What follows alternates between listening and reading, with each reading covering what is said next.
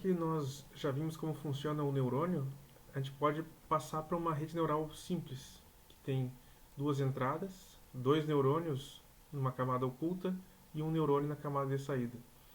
E para facilitar esse processo, ou para torná-lo mais facilmente rastreável, quando a gente for analisar o que está acontecendo em cada neurônio, a gente pode colocar labels, né, rótulos em cada uma das sinapses aqui. Então, observem que temos do primeiro neurônio até o neurônio, aliás, da primeira entrada até o primeiro neurônio da camada escondida, um peso que vai multiplicar por essa entrada para chegar aqui, em underline, layer 1, considerando aqui layer 1 a camada oculta inicial, neurônio 1. Então, depois do W underline, nós temos a entrada de onde para onde, né? Que está sendo então da entrada 1 até o layer 1, N1. E aqui a mesma coisa, só que para o N2, que é o neurônio 2 da camada oculta. Aqui então W em 2 vezes em 2 D em 2 para L1 N1 e aqui L1 N2 como destino. Olhando aqui nós temos W L1 N2, ou seja, do neurônio 2 indo para o L2 N1. E aqui nesse caso nós temos só um neurônio, então vai ter aqui do L1 N1 para o L2 N2 N1 também. Né? Ok, então eu coloquei um rótulo aqui, apenas para que fique fácil seguir essa nomenclatura. E se pensarmos no DataPath agora para este novo bloco, considerem que, mesmo que dentro de um neurônio nós tenhamos um DataPath interno e um controlador, a gente pode observar ele como um bloco agora e ele faz parte do nosso DataPath, mesmo que internamente a ele tenha, mais uma vez, seu próprio controlador. E olhando então todos esses blocos como sendo parte do nosso DataPath, nós temos dois neurônios aqui na camada oculta e um neurônio na camada de saída. Temos as duas entradas aqui e a saída da rede aqui. Temos as entradas também dos pesos, que aqui estão colocados com um rótulo apenas, sem fazer a conexão do fio diretamente ao neurônio, porque ficaria difícil de rotear esse fio aqui visualmente, de forma visualmente interessante. Mas, então, aqui só tem um erro que está repetido, L1, N1, aqui seria em 1, esse peso aqui em 1, L1, N2 aqui. Né? Então, está só trocado aqui, em vez de N1, nesses lugares é N2. Todas as formas, e aqui está correto. Temos as nossas entradas e aqui os sinais de controle, né? O reset, o clock não é sinal de controle, mas o clock está presente também. E como sinal de controle, efetivamente, a gente tem esses enables, que é para habilitar a execução do neurônio, e o ready, que é um sinal de saída deste neurônio que vai ser utilizado pela nossa máquina de estados que vai controlar esse DataPath. Essas escolhas aqui foram feitas para fins didáticos, né? Cada neurônio tem um ready que vai ser mostrado na saída. No sistema feito de forma maior, digamos assim, não seria necessário colocar ele, porque a gente sabe quantos ciclos de clock demora para a saída ficar disponível, então a gente não precisaria que ele nos comunicasse que está pronta a saída, visto que não é um tempo variável. Então, aqui, apenas como desafio, né? Então tente idealizar a máquina de estado para controlar este exemplo. Este exemplo mostrado do caminho de dados anteriormente, e é dado um exemplo para vocês sobre a rede neural completa agora para a gente simular. Então aqui nós temos o código da rede neural que eu mostrei para vocês agora. Então criei aqui um código simplificado também da rede neural para a gente fazer alguns testes. E observem que ele inclui o neurônio básico que a gente criou agora há pouco, e também, bom, tem como entrada aqui todas aquelas entradas que eu citei agora há pouco no slide, que são as entradas efetivamente da rede neural e os pesos, e também tem como saída algo que não foi mencionado antes, mas esse ready_nn, que é uma informação de que está pronto o resultado da rede neural como um todo, e tem o resultado da própria rede neural. Né? Ok, então aqui apenas indicando que as entradas e a saída têm o mesmo tamanho da palavra digital, né, que são 4 bits, e temos aqui os valores intermediários, que são as saídas dos nossos neurônios em si. Saída do neurônio 1, neurônio 2, os dois intermediários, e do neurônio da camada de saída.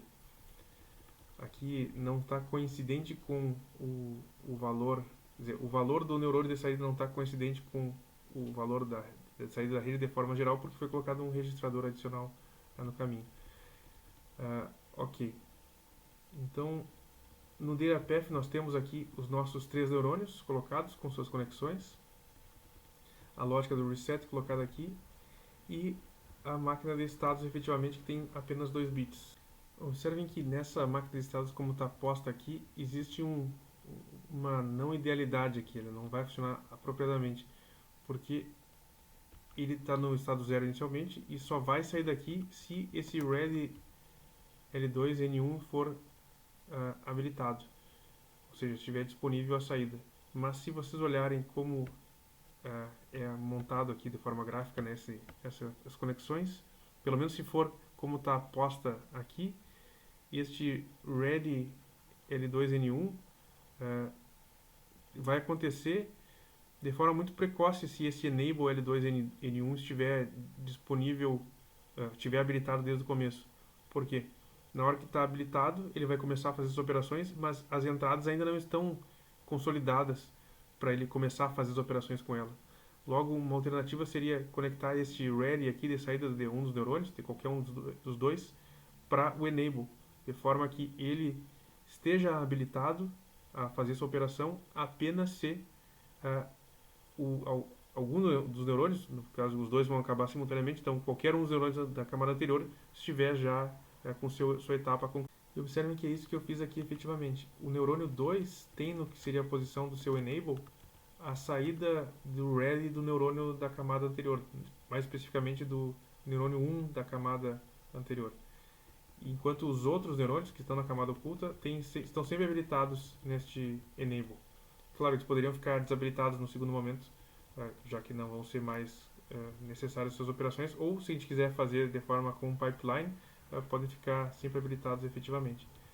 Mas daí precisaria completar um pouco mais o código. Do ponto de vista, então, da máquina de estados, está tudo ok, na verdade, porque quando a gente está nesse estado 0, não é apenas uma camada que está fazendo a operação, é a camada 1 e a camada oculta, né? 1, que é a única, na verdade, e uma vez que ela cabe, a gente já interconectou o sinal do ready dele para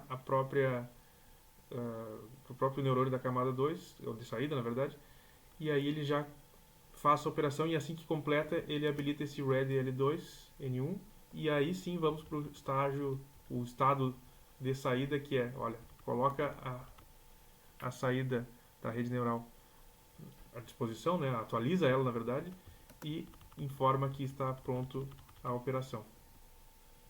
Aqui tem um test bench básico, então, para esse caso, com width, o tamanho da palavra digital igual a 4. Aqui estão os nossos sinais. Então, 2 entradas, os pesos suficientes para fazer todas as sinapses aqui. Coloque o reset. E depois o nosso out e o nosso ready da rede neural completa. Então, como foi carregado aqui o nosso neural network, aqui já está instanciado esta rede neural. E a gente vai fazer com que as entradas sejam, só observando inicialmente que as entradas e os pesos estão com sinal aqui, né? Então, assim, complemento de D2. E observando o que foi colocado como entrada. A entrada 1 é igual a 2, a entrada 2 é igual a 1.